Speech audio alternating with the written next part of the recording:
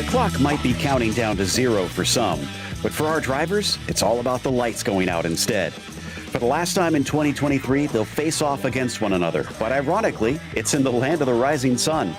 Let's see who gets the last laugh in Fuji as we get ready to watch round 3 of the Lotus 79 Sunday Grand Prix Series, and you'll see it all live here on the Global SimRacing Channel.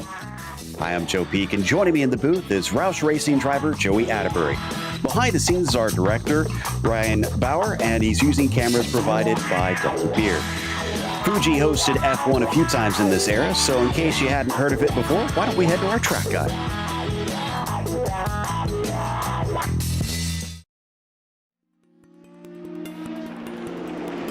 Welcome to Fuji International Speedway.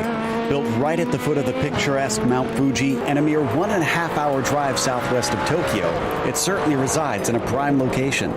Having been around since 1967, this place is perhaps most well known for its presence in the classic video game Pole Position.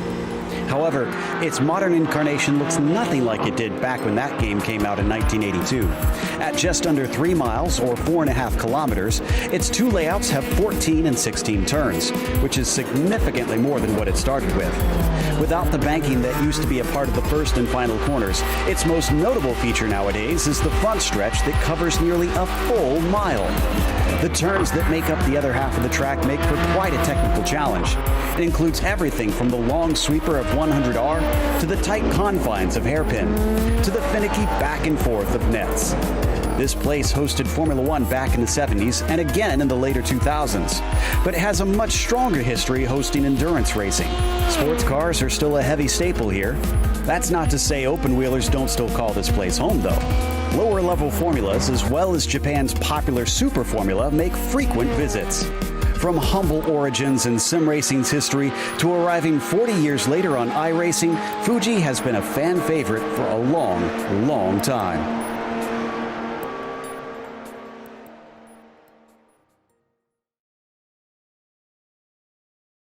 Well, it has been revamped over the last decade or so, and of course doesn't look like it did during the era of the 70s when it was used by F1, but still should be a fun one today, Joey. 14 turns, 2.79 miles or 4.49 kilometers, depending on how you look at Fuji International Speedway. A huge, long front straightaway here into a great passing zone down there at turn 1. But be careful. You really have to hit your brake marker there or you will overshoot the corner. A little bit of elevation change in a few more danger areas. The hairpin, also known as turn 6, probably your second best passing area on the racetrack, but it leads out into a fast 300R and then Dunlop corner known as turn 10. That is the one tricky area here. We are not running the chicane, so that is an incredibly fast right-hand kink. And then the final sector of this racetrack, especially in these race cars, Joe, you got to be really, really careful. Turns 10, 11, 13, 14, also known as Panasonic corner, coming up and out onto the front straightaway. The cars, they're very, very slow right there, which means they don't make the downforce. It is easy to step on that gas and spin them around. And I'm pretty sure we're going to see a few drivers doing that today. But if we look at the F1 standings, things are a little bit interesting. Jacob Reed hasn't won yet in these first 2 rounds, but he's on top of the points. Kimmo Viekainen hasn't either. You have to go down to Juho Raina and Topi Kortiniemi. Those are our 2 winners tied there on points currently back in 4th place. But Viekainen, Zamaloa, all of them are looking to try and get themselves wins, which sometimes can be difficult in this series. Barry West is the standout, though. Look at that. He is up into 6th in the F1 points. That is very high heights for him. We'll see if he can keep that up throughout the season, though, as we are still very early on. Now, this is not different cars. It's just by iRating, but we also have an F2 standings. And as you were saying, it is incredibly close over here in the F2 driver standings as well. Thomas Silbernagel right now leading Chris Roberts only by 1 point. And then check this out. Only 3 points separate 3rd, 4th, and 5th. Timothy Vanderburg, Sebastian Stark, Robert Simpkins. But Joe, as you were saying, everything is still such early days here in this season. As for today's race itself, 25 laps around this circuit. It's an open setup series, which is going to be interesting considering you have that long front straight, but the rest of the track is all relatively twisty. They have no spare car if they run into damage. There's a lot of paved runoff, though, so that will help them on that front. The big problem is with that paved runoff, if you get too many incident points, you'll get a drive-through penalty at 17 of them and a disqualification at 25. Keep it between the white lines or else you'll suffer the wrath of the iRacing stewards here. As we hop on board with Ian Haycox looking to set a lap time here. He's actually crossing the line now. Kimmo Viekainen's the only one who I can see has set a time. And Ian pops himself up on the board with a 1:28.7. That's actually a full second off of Kimmo Viekainen currently. Still early days here in the qualifying session. I always love getting these onboard shots as we stream down the hill here at Fuji. One of the areas that does have some elevation change. You see the cars kind of going down the hill here and then wrap up back towards turn number 6, known as the hairpin, down a couple gears. This racetrack definitely has some nice flow to it, Joe, especially this version that doesn't have the chicane coming up. Absolutely. Let's stay on board for Dunlop here just to show you. It's such a quick flick as he lines it up. It's going to be a tricky one, no doubt. He does have to get on the binders to get through it, but you don't want to hit that curb on the inside. But he took it successfully, and this is where the whole track very much slows down, and Ian Haycox needed to improve quite a bit to get himself up on the front row. It's actually 0.02 of a second between Zanioloa and Viekainen for that pole position. Those two drivers are also just finishing their second lap, so we'll see if that switches around considering how close they are to one another. 26.6 for Viekainen. He improves by a huge margin on that second lap. Zanioloa will cross the line 26.7, just shy of it by about a tenth. Well, that tells me that the second lap, that's when the tires are finally up to temperature. The cars are making enough grip. So let's definitely keep an eye on the board as we see everything start to shuffle. Corey Ensing now in that third place position, riding on board with Antti Lepisto as he comes out of Panasonic Corner, the very final turn on the racetrack. Now just get through the gears to the start-finish line. It's a name we haven't seen here in a bit, so let's see what Antti can do as he crosses the line. 27.7, his quickest. Second lap, going to be a 26.9. That'll bump him back up to fourth, but he still has Zanioloa separated himself from his countryman there. The Finns still looking very strong this season. Leo Sequeiro out there finishing his second lap. We have a full field here today without any splits. All 30 drivers in just this one race here today instead of the two that we usually see for the Lotus 79s. And Sequeiro comes to the line. Let's see what this lap counts for. 28.945, 27.6. Huge jump for the number 6 car. That'll put him up into the 8th place position there. Now riding on board with Lance Simon, not only does he have the GSRC green screen, but he's also got the nice Coca-Cola themed car out there. Now I was noticing Lance is actually just starting his qualifying laps, and with about 1 minute and 45 seconds left, he should be able to at least complete one as long as he's happy with it. You see him shaking his head, maybe not too happy with the pace so far. I don't think he is at all. Looked like he missed the first apex, and it's very interesting livery, I have to say, but very cool. I like the sort of non-traditional approach to it as he comes out of the hairpin. And if he doesn't get a time in, he's going to start in 27th place at best out there. And he's one of only 4 drivers that have not set a time here at this stage, which some drivers do intentionally, but he'll come up to the braking now into the back and forth of Nets and Panasonic, another part of the track that climbs steeply uphill as well. A few blind apexes through here. I think this is probably the trickiest area of the racetrack today, and it's just because of the slower speeds. You really have to tiptoe the car around. It doesn't want to turn on the front end, and then you have to be really, really careful accelerating out of the corner not to spin up those rear tires. Lance Simon is going to be able to put down this lap time. I don't think it's going to be too competitive here, a 1:32. So going to be putting him at the back of the field. And with 30 seconds remaining, it's going to wrap up qualifying for us. Yep, that is it. Anybody who could set a time has now set one, and Juho Ronnie takes the pole position. Can he go back-to-back here today? Viekainen going to try and challenge him from P2. He looks like he's very close on pace with Oye Zamaloa starting from third, and then Antti Lepisto in fourth. Shady Ahmad, excellent qualifying for the number 12 to start fifth today. Corey Ensing will be P6, and Timothy Vandenberg will be in seventh. Leo Sequeiro puts himself in eighth on his second lap, with Ian Haycox starting in ninth and Sam Ryman up in 10th in his qualifying. That's very good for Sam. Jean-Francois Boscus will be starting in 11th. Keith Herner next to him in 12th. On row number 7 is Barry West and Lucas David there in the 14th spot. Miguel Moreland in 15th. Thomas Silbernagel 16th. Nicholas Acosta 17th. Daniel Gallus in 18th. And then on row number 10 is Hugh Haycox and Arnold Cook.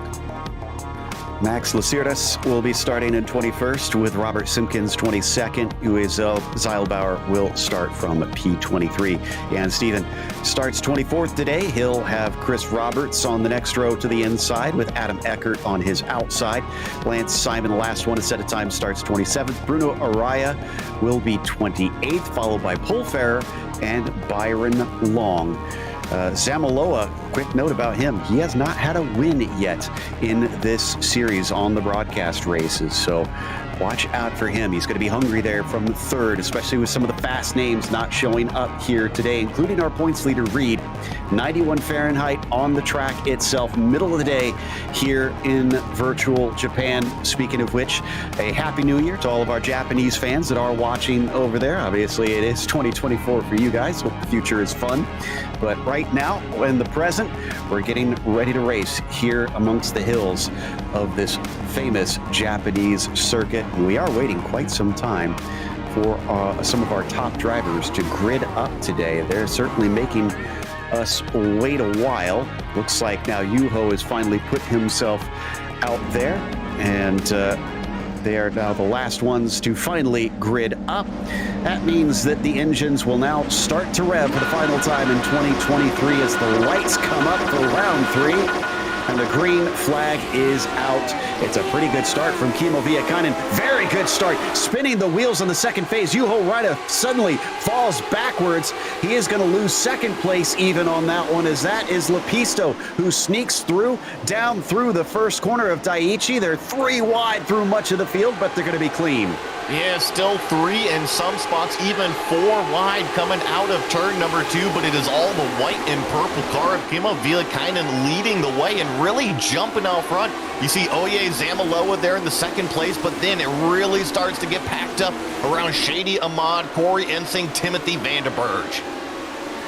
It is still frantic. Look at that as they come down into the hairpin of a little bit more of that 3-wide racing. It's amazing that it's been as clean as it has been. No wrecks that I can see so far.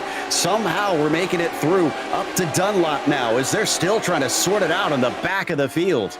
The middle of this field, Joe, is crazy busy going through that turn 10 fast corner, but now comes the slow section, and you see one of the cars, I believe that might be Sam Ryman going off track there, but you got to be careful. I saw a lot of these tires, or a lot of the drivers complaining about the tires and the warm-up. This is the area that you really have to tiptoe.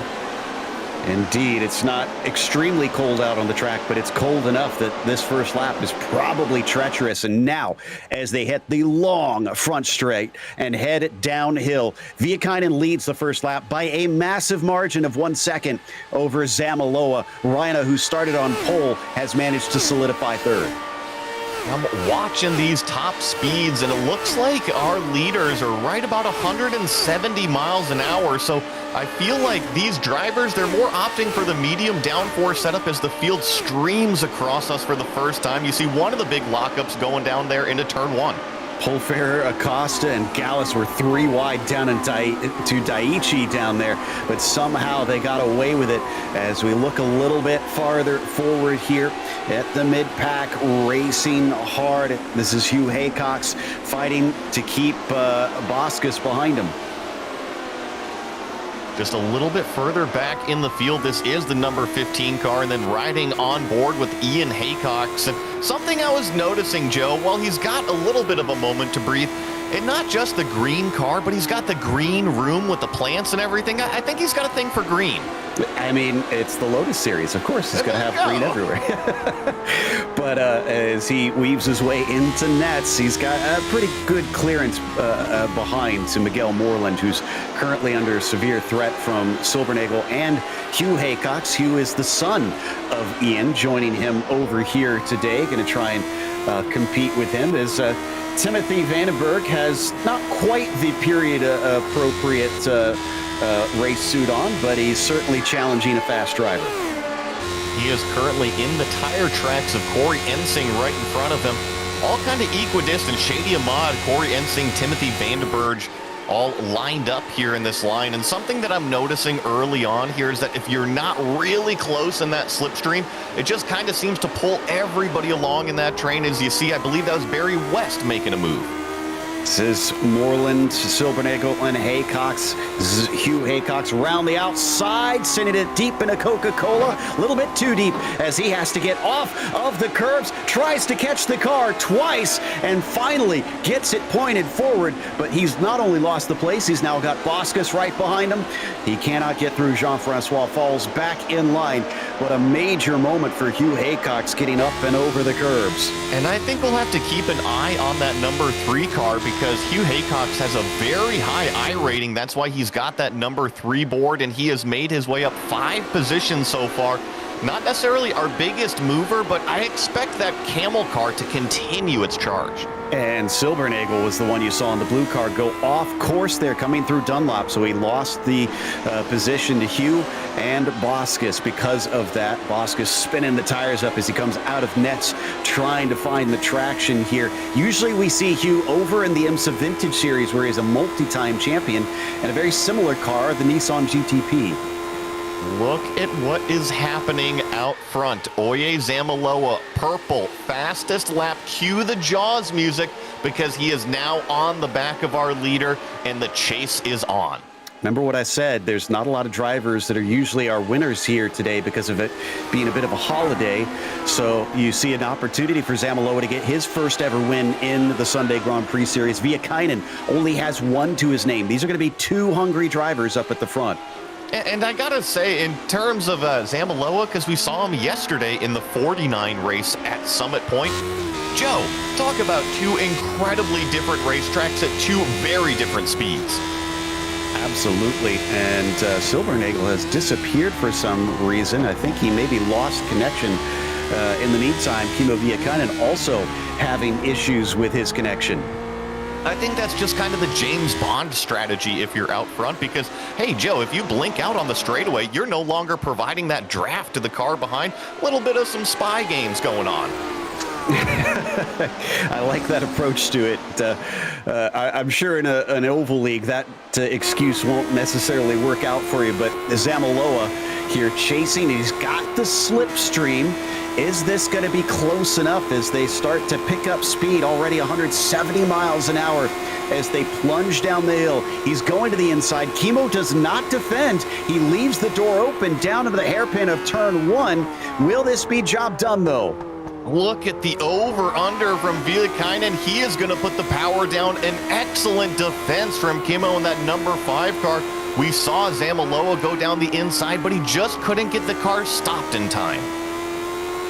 So very smart there from Kimmo. Also a lot of trust that Oye would overshoot that one, because I think I would have maybe tried to cover that one off. As we come back to Ian Haycox once again, Lucas David just in front of him as they head through 100R. Taking a little bit of a shallower line than the car in front, and there's a couple reasons to do that.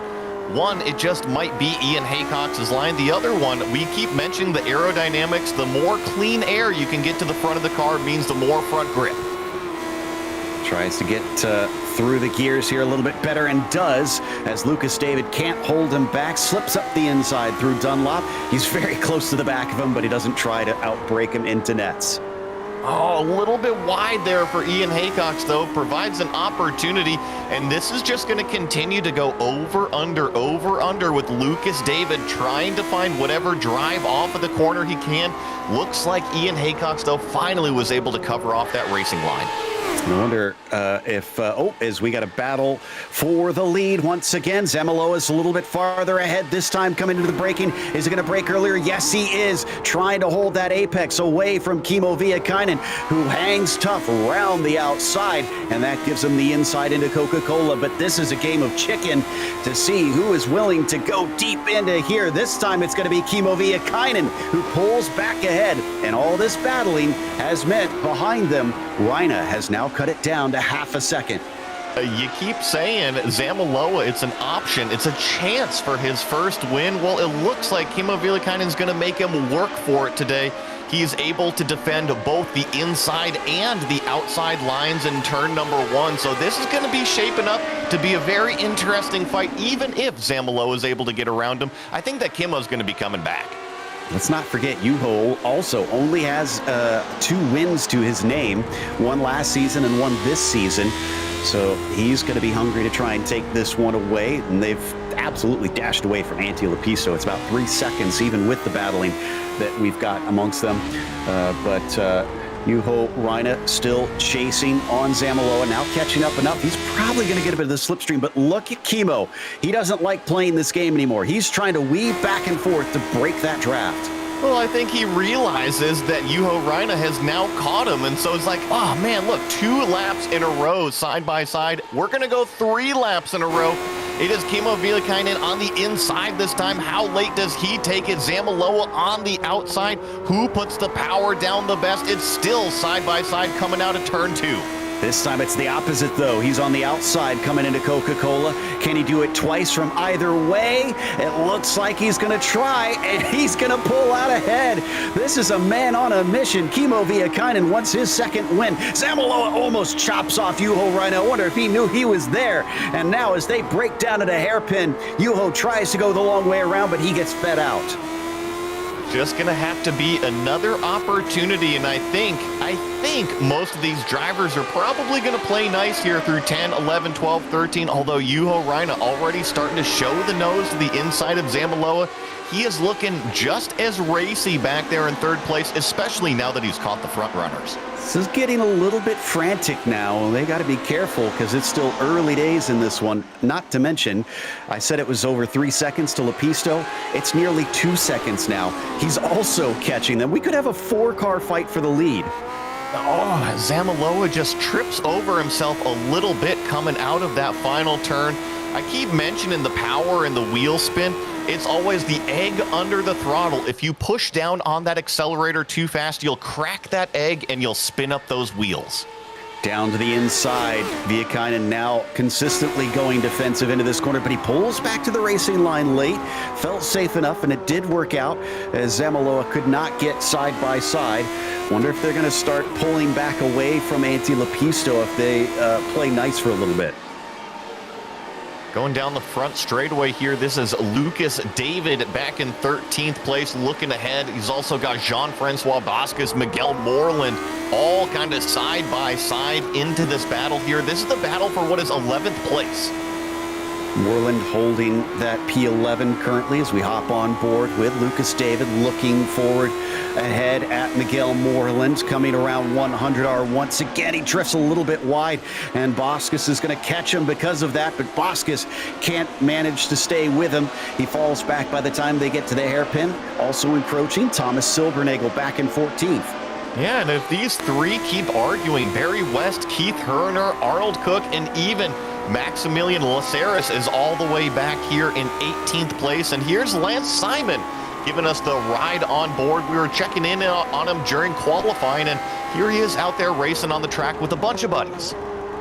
Yep, and Lance seems to be content back here.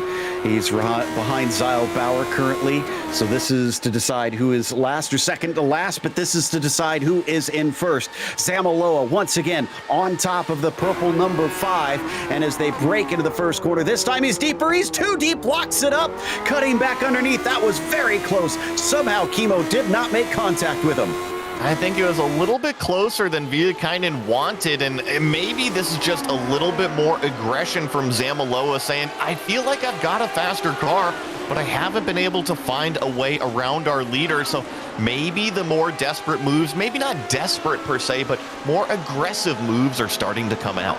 I mean, my spidey senses are tingling. I'm getting the sense that things are getting a little bit out of hand here. We got cars now locking up, trying to make the pass into there. I suspect it might be a matter of time before something goes south, but let's cross our fingers that this stays a good, clean battle. Does Spider-Man ride on airplanes? Has he been to Japan before? I'm not sure. I feel like there's got to be some sort of bootleg Japanese version of Spider-Man. Yeah.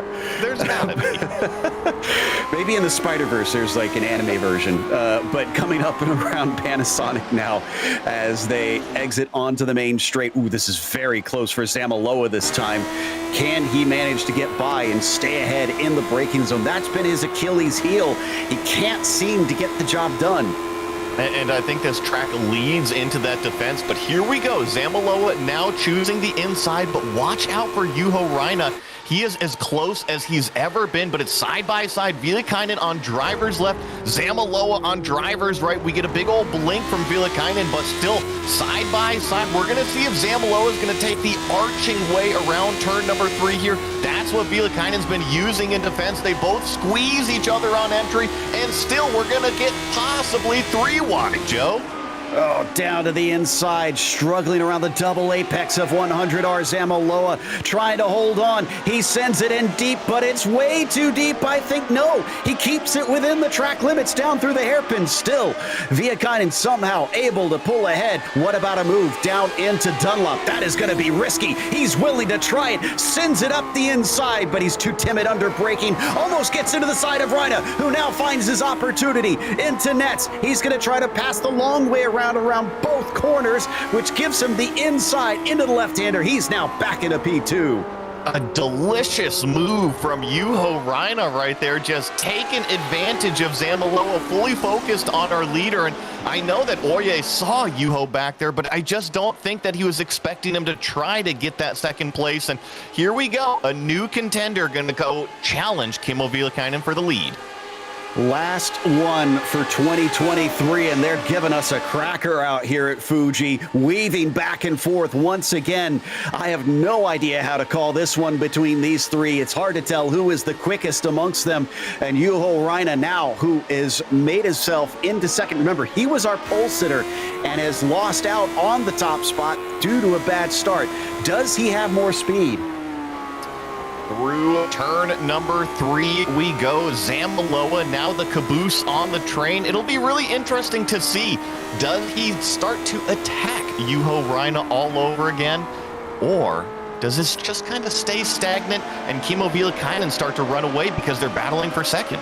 Lepisto currently sitting in fourth, is down to 1.5 seconds behind them. He caught up a bunch with all that battling there, and it might continue to pay off. But as Joey said, if they wind up settling down for a little bit, then that could scupper Lepisto's hopes of becoming a part of this fight. Still not even quite halfway through this race, although we are getting close, and it has been just an incredible fight up at the front. The number 4 is no longer on the back of Kimmo Viekainen now. Instead, he is under threat from Ogier.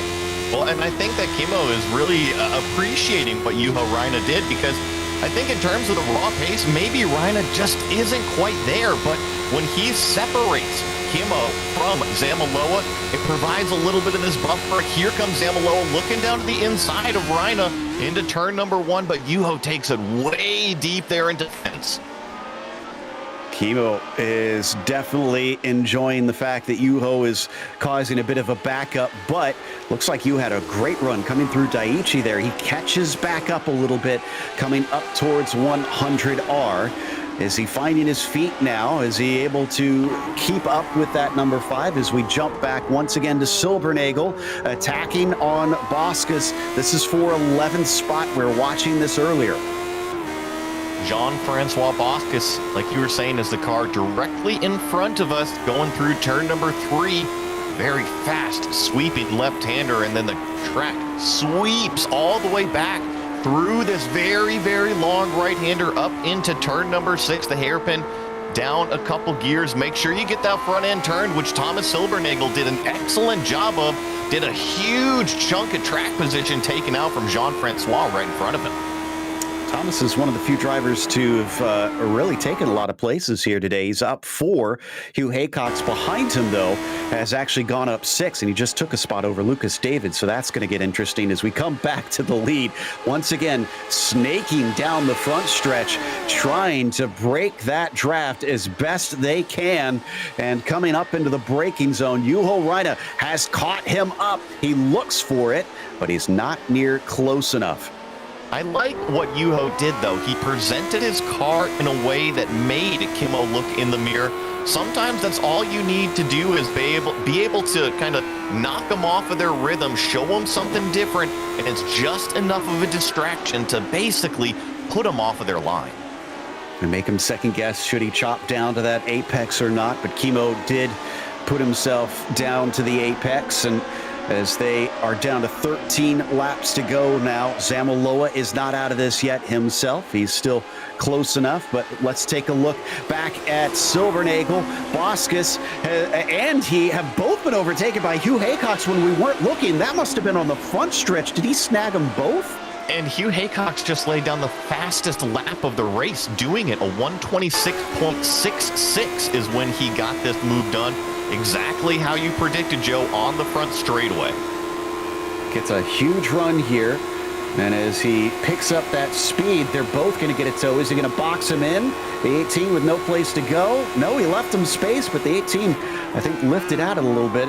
And the 7, who goes in shallow, I'm guessing doesn't have the run off the corner now. Yeah, brilliant move from Hugh. And Juho Reina is side by side with our leader going down into turn number 1 right now. He goes really late on the outside, gets the car turned, but once again, Kimmo Vilakainen with an excellent defense in turn number 1. You could tell Oye wanted to get involved himself. He got on the throttle, spun up the rear tires, and he lost a little bit of time. He almost made that 3-wide situation himself as they come back through 100R once again. It looks like Juho Reina does indeed have the pace for Vilakainen, at least at this stage of the race. The car seems to be coming to him as we come back to Boskus. So they've been left to dust by Hugh Haycox, who I'm starting to suspect maybe had a mistake in his qualifying. He's up 8 positions now. I think not only a mistake in his qualifying, but he definitely had a spin earlier on that we missed somewhere because he fell way back through the order, and now he's already back up +8 from where he qualified. So I think that number 3 car definitely has a lot of speed. Juho just went off track. He's lost second place. And you know what? I think this came down to being an unforced error. Oye Zamaloa showed himself into nets, an uncommon spot. He had better speed, forced him offline, and he outbraked himself. Look at that. Remember what I said last time, that Juho Reina showed the nose trying to force a mistake on our leader? Well, the card just got played on him. What is it called? The Uno Reverso card? Exactly. I'm trying to figure out what Zamaloa has on his rear wing there. We'll have to ask him. It doesn't look like Spanish because he's from Club Iberia. It looks, well, maybe it is. It's definitely not in English, I can tell you that much. Yeah, well, thank you for that. We watch through the back there, and this is now looking at Juho Reina. So maybe somebody in the chat knows what language that is. It might actually be Spanish, and I'm not sure.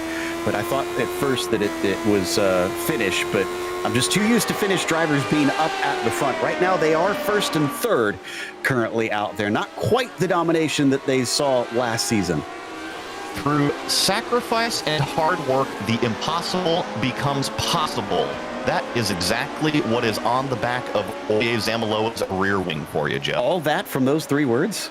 Through sacrifice and hard work, the impossible becomes possible. Wow. What language was it, though? That's... Did you find that out? Translation into English. I don't know, Joe. I don't know. Maybe it's Spanish. Spanish. It is Spanish. Okay. Well, there we go. I didn't know Spanish could be so succinct. Also a book. Interesting.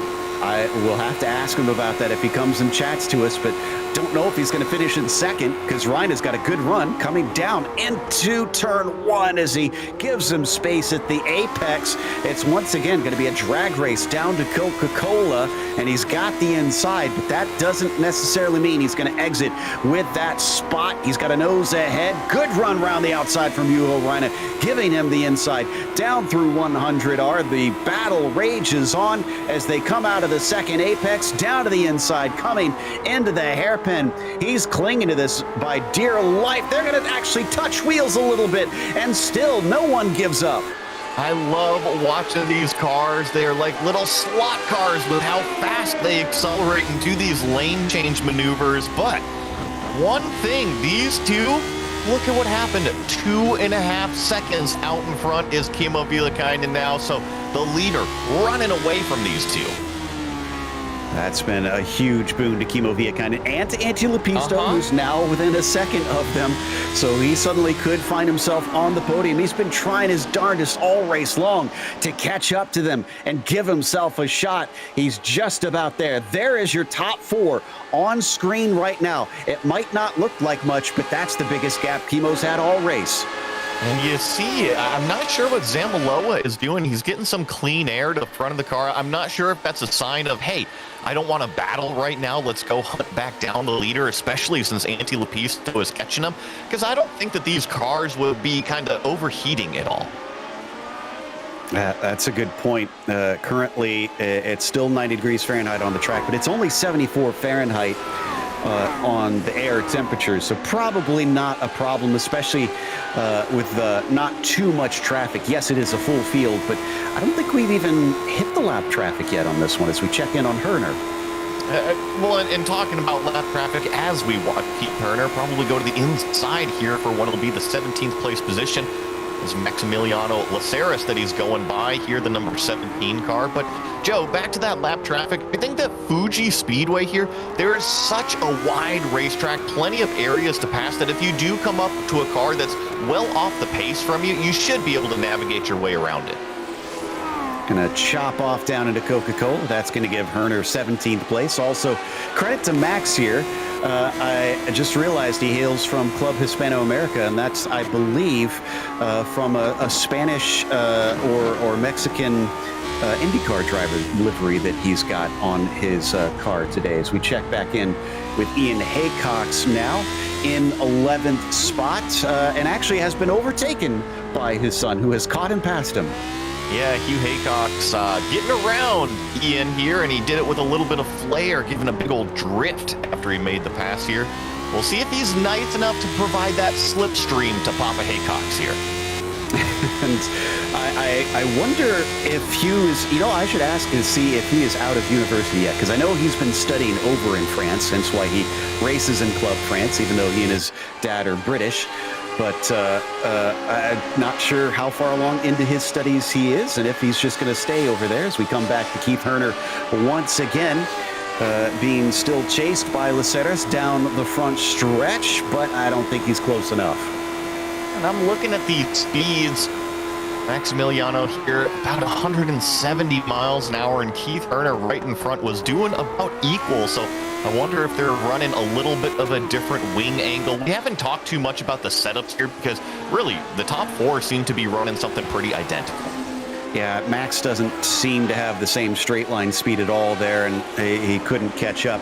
Oh, something happened to Juho Raine. Raine is off, and he loses 3rd place to Lepisto. This is through nets and into Panasonic. I wonder if we can get a replay to see if there was any sort of contact, or was this all on his own? Here, we're on board with Juho. Yeah, and this is a very interesting spot here. Coming up, it's one of the slower corners. The curb. Yeah, he gets high centered over the curb. Couple that with trying to put the power down, and he lost 1 position, and I think thankfully only 1. It's been an opportunity lost for Juho Raine. I remember starting on the pole, had a problem coming off the line, and now he gives up a potential podium here as we come back to Lucas David, and that is Silbernagel that he is hot on the heels of, but he's not making an attempt to pass. Don't know if he's trying to set him up or what exactly he's doing. Yeah, he's waiting for The out-braking maneuver coming down into Daiichi. Oh, he sends it in very, very deep, way too deep, and Silbernagel easily cuts back underneath. I like the idea of the pass of waiting till the very end, waiting to use that slipstream to kind of propel alongside. I think that Lucas David probably just left it a little bit too late there, though.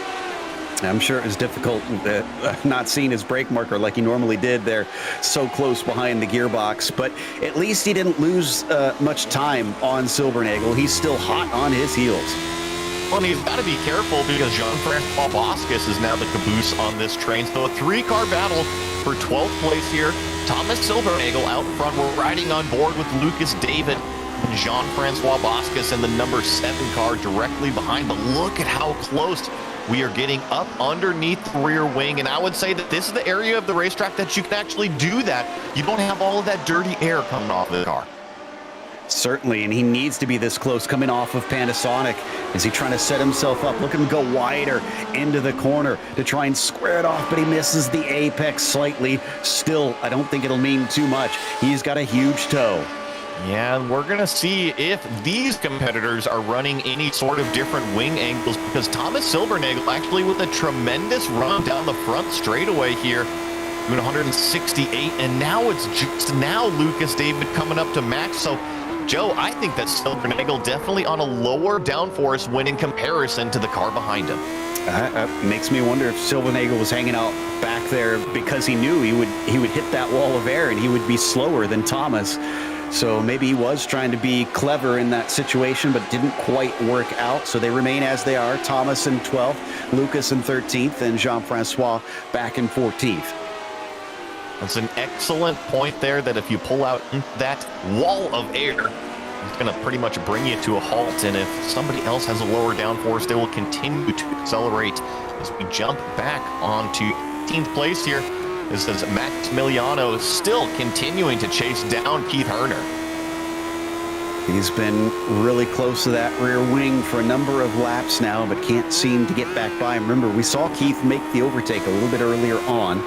And Max seemingly pretty closely matched in terms of pace. The fact that he hasn't dropped off of him much farther down to the inside of that first apex here through the infield section of the track as it switches back once again, continuing to climb uphill. Up in front of them, that is Moreland and West. That is also for position, not too far away. And you had mentioned Barry West in that F1 Drivers' Championship, and yes, he's here in 15th place as we check in on Hugh Haycox, who is now cracked inside of the top 10. But I think that Barry West has had a pretty good run out here. Yes, it's down a couple positions from where he started, but he's literally been involved with the race the entire time. Absolutely. So the number 10, usually, because we see splits in this series, is racing mid-pack or farther down than that. So this 15th place is not too bad for him, although that is smack dab in the middle of the field currently. And the number 29, trying to figure out who that was we were looking at. That's Byron Long, doing pretty good himself. Up 9 positions. He and Paul Ferrer, I think, are the hardest chargers, barring Hugh Haycox, who was up 10. This is still that battle with Lucas David for what will be the 12th place position going into the final sector on this racetrack, turn 11. Kind of a little left-hand turn 12 right there is what they count it. Now it feeds into turn number 13. Coming up to the final turn, known as Panasonic here. Always one of the trickiest turns. You feel like you can really charge into it, but it is all on the exit. That is the most important part on that turn. And this time he's closer. Hopefully this is close enough, but still the car starts to fall away a bit here early on this straight. Lucas has cranked the wing into it, and now he's suffering the consequences. Thomas Silbernagel in front of him just seems to be able to dash away when they reach the front stretch. And I won't get too nerdy with it, but a higher downforce like Lucas David, it just provides you so much more stability when you are racing around the racetrack versus the low downforce right in front of him of Silbernagel. Provides him that top end speed, that defense down the straightaway. Lepisto is not out of the woods. Juho Reina, who we're riding on board with, is caught back up to him. So looks like he's pretty quick today, although no offense to Juho, maybe a little bit mistake prone today. Can he keep the mistakes down in the final 4 laps and repass for a podium? Out onto this incredibly long front straightaway, and you see Antti Lepisto already maybe not as much of a serpentine as we've seen out of our leader, but still trying to do a little bit of something to try to break that slipstream as Juho Reina continues to close it in towards turn number 1. He shows the nose, not quite there to make a move.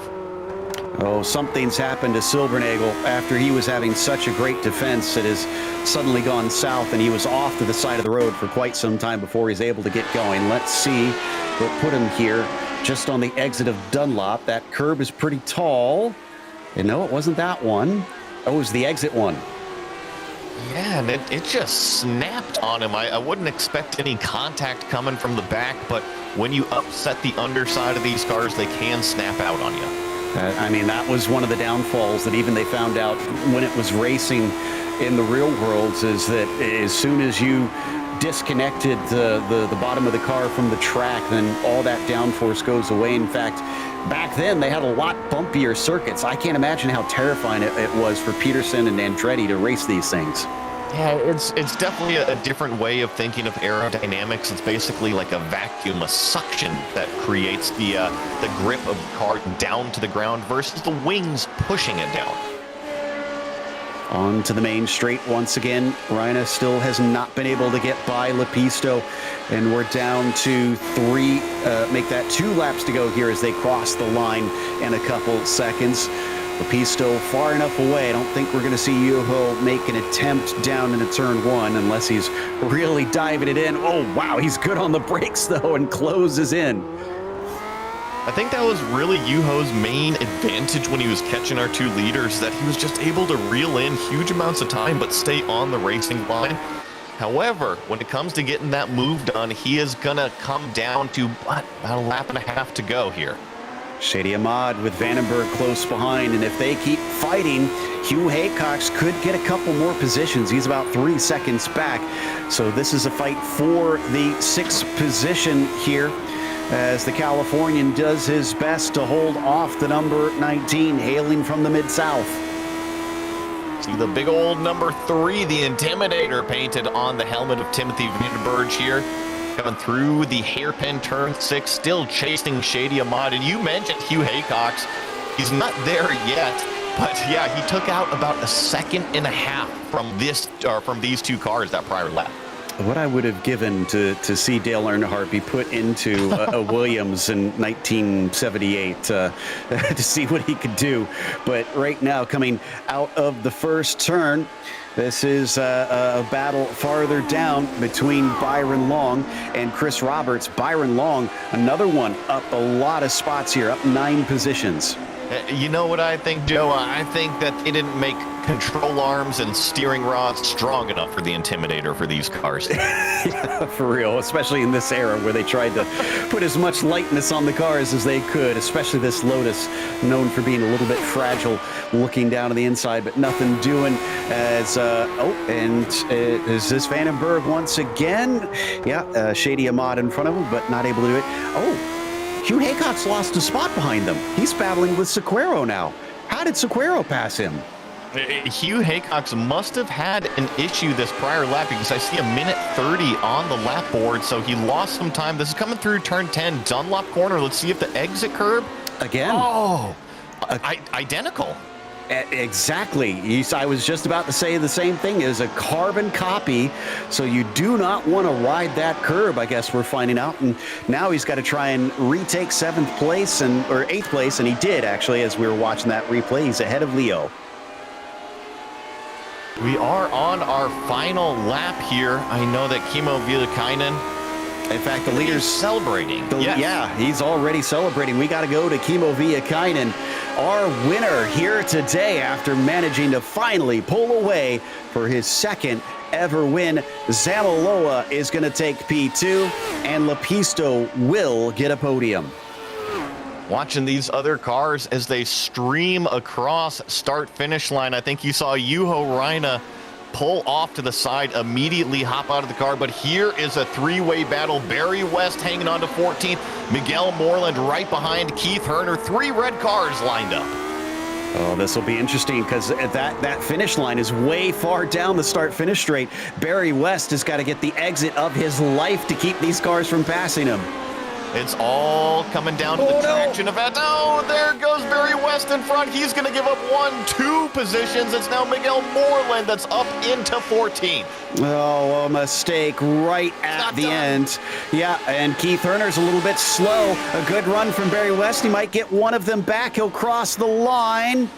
And no, Keith Herner is going to beat him by the smallest of margins, about 15 thousandths of a second. Byron Long, in the meantime, is going to run out of straightaway before he crosses the line. Yeah, I get the sense you mentioned Juho exiting immediately. That was out of disgust. I imagine he is supremely frustrated. Hopefully we'll get to chat with him after the race because we're going to take a quick break, but we'll have more show coming with the unofficial results as well as driver interviews. Racing isn't easy, but experiencing it is. iRacing puts you in the driver's seat with the industry's leading sim racing game. Drive on laser scan replicas of the greatest racing circuits from around the world. Go head-to-head against other drivers chosen by skill-based matchmaking to ensure competitive racing at every level. Compete across all your favorite series. In officially licensed cars, engineered to deliver the most accurate driving experience possible.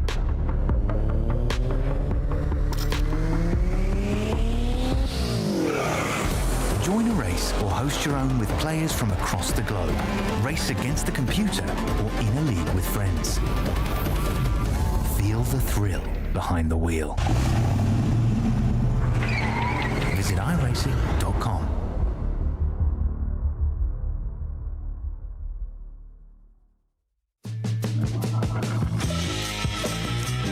Welcome back to Fuji Speedway. It's going to be a happy new year if we get more races like this in 2024. Kimmo Viekainen wound up winning by about 2.5 seconds, but boy, was it a fight at the front in the first half of the race. Samaloa came home P2, still looking for that first win in the Sunday Grand Prix Series, but Antti Lepisto picks up a podium ahead of our pole sitter, Juho Raina, who made a number of mistakes out on the track to end 2023. Corey Ensing finished 5th, a very quiet 5th. I don't think we even showed him on screen in this race. Shady Ahmad finished P6 behind him, beating out Timothy Vandenberg. And Hugh Haycox climbed from 19th to 8th. Leo Sequeiro was P9, and Sam Ryman with a quiet 10th. Then we have Ian Haycox in 11th spot, Lucas David back here in 12th, Jean-Francois Boscus in 13th place position. Miguel Moreland will finish in 14th. Keith Herner in 15th. This is all of that monster battle at the line. Barry West missed out by 1/100th of a second, finishing back there in 16th. Maximiliano Laceras in 17th. Thomas Silbernagel back here in 18th. Arnold Cook in 19th, and Paul Ferrer in 20th. 21st goes to Chris Roberts with Byron Long in 22nd. Then it's Robert Simpkins, P23, and Nick Acosta in 24th. Daniel Gallus was 25th today, followed by Eckert in 26th and Araya 27th. And it was a lap down for both Steven Zeilbauer and Simon, with all 30 cars finishing this race. Great stuff. Viekainen ready to chat with us as well. I was trying to find out how many days it's been since his last win, and over a year, I'm seeing, if this is correct. Kimmo, it's been a minute, but you worked hard and you managed to pull one out before 2023 was over. Congratulations. Yeah, thanks, guys. I think this was the best race I've ever had. We had so good battle with Oyer and Juho at the start, and then I just had to keep my head down when I saw they were fighting behind me, so I could get the win today. It was awesome race. Thanks to those guys who raced with me today. And we found it interesting because at first you weren't defending into turn one at the start of the race. Then you started to defend down into there. What was your thought process? Because, I mean, it worked out either way. You didn't give up the lead to them. But, I mean, did you just simply feel confident giving in the inside at first?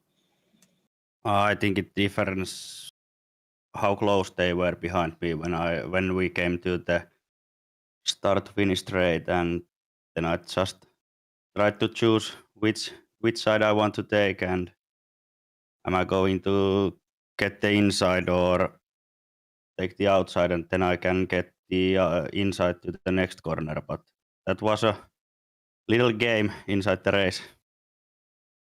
It definitely was. And I'm trying to remember if it was Oye or Juho that locked up and nearly went into the side of you at one point. Were there ever any moments that you thought, oh no, this is gonna end bad, we're gonna come together? Not really. I trust these guys, and that makes the racing so beautiful with these guys. Well, like I said, you ended on a high note. Hopefully 2024 holds some more good fortune. So congratulations on your second win, sir. Thanks, guys, and Happy New Year. Happy New Year to you as well, Kimmo Viekainen, taking our victory. And, well, I guess everybody else is off to celebrate because we've got no other interviews lined up, unfortunately. So we want to give a thank you to the Sunday Grand Prix Series for bringing us back for another season of coverage, and also to the team today, Joey, Ryan, and Dougie. Make sure to check out our social media, our website, and our merchandise store. But also don't forget to subscribe to our YouTube channel so you don't miss a moment. When we start off in 2024, it's going to be at Brands Hatch. Good one for this car. That'll be Sunday, January 7th at 11:30 a.m. Eastern. Be sure to check out our other broadcasts listed here. Happy New Year to everybody. And until next time, race clean, race hard, and we'll see you on the track.